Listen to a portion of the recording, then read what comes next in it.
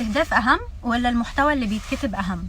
ده كونسيرن عند ناس كتير جدا. خلينا بس نقول انه اغلب الناس لما بتيجي تقول انا عايزه اعمل اعلان يجيب لي نتائج، هما بيبقوا اصلا قصدهم على الاستهداف.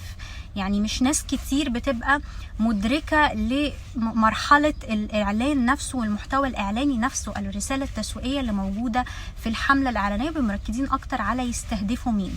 بس خلينا كمان نفكر فيها من ناحيه تانية. لو انا كتبت كلام مظبوط جدا وحلو جدا، بس الاستهداف اللي انا عاملاه او الناس اللي بيوصل لهم مش هم دول اللي عايزين المنتج او الخدمه دي، فبرضو اكيد مش هجيب نتائج. ونفس الحكايه العكس.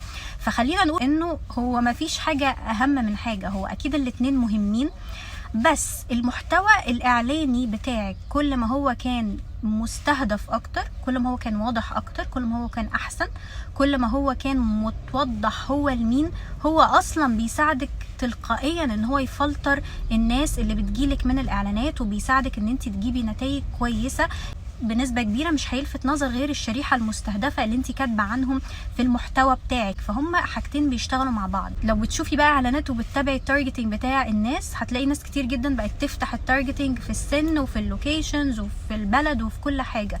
ليه؟ علشان الفيسبوك بيشجع ده. بس هنا بقى في دور كبير جدا على المحتوى بتاعك ان هو يكون مظبوط جدا.